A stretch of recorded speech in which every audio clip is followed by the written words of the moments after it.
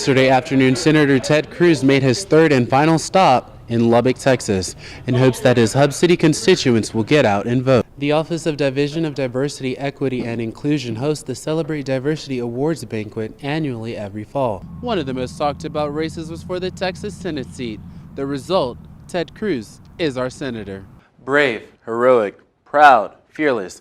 All of the good words to describe our military. Luckily, there's a free and easy way to make sure you won't be breaking down on the side of the road. We have this film called Beautiful Boy, and I have to say I think America is buzzing and ready for this film. It's unique events like this that bring tech students out in the masses. It might be a good idea to have your car checked before you hit the road. Luckily, one campus group has you covered. It was a full house at yesterday's rally at 4 Bar K in Lubbock, where Senator Ted Cruz focused on key issues like immigration, taxes, and jobs. And with only a few more days for voters to get out there and vote, Cruz said it was imperative for him to make one final stop in West Texas. West Texas matters a great deal because the common sense conservative values in West Texas. The rest of the state is counting on West Texas to show up in big numbers to ensure that we keep this economic boom growing, that we secure our border, that we keep freedom and we defend freedom in our state. Hundreds of West Texans came to rally around Senator Ted Cruz as this midterm election draws to a close. I thought Ted's speech was really good. I think that he has a great sense of humor. He plays really well with the crowd.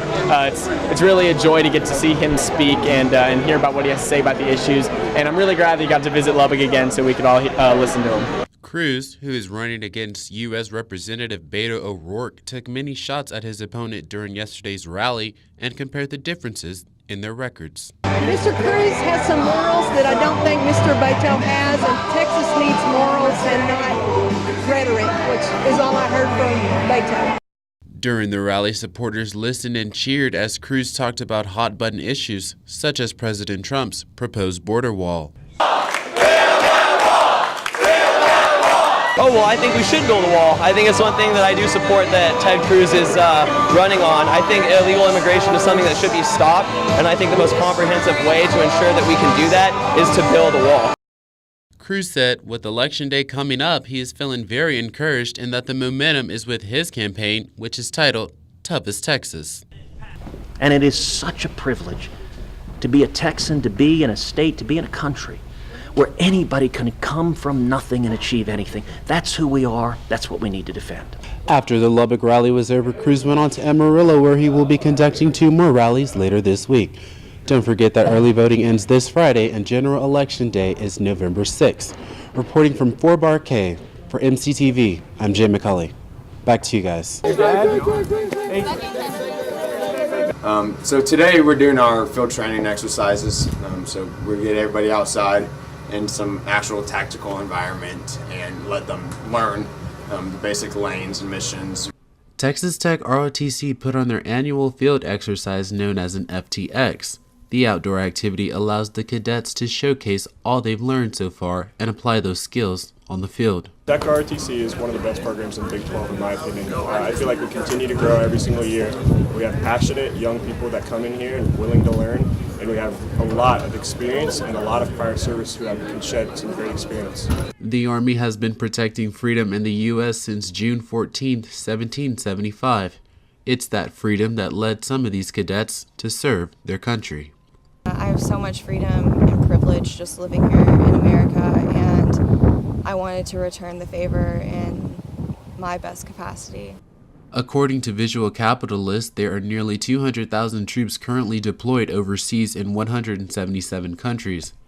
Though it may seem daunting to be on the front lines, protecting freedom in the U.S. outweighs that intimidation. It's just one of those sacrifices that a lot of us make, and we're all willing to do it. So I understand the dangers of it, per se, but I am very excited to serve my country.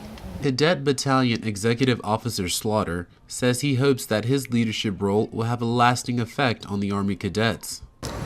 I just hope that they can take my experiences, learn from them good and bad, and then that I can just help mentor them to become good leaders. Up for the month of October, of all the attractions in Lubbock, few can claim as much notability as Nightmare on 19th Street, West Texas' only Halloween-themed park. The event, which runs a little over a month, gives students something different to do in Lubbock. There just wasn't much to do in Lubbock. and here's something really, really fun to do. And you know what? And I especially recommend this to college students and high school students. The Student Activities Board, known as SAP, hosted last Thursday's event.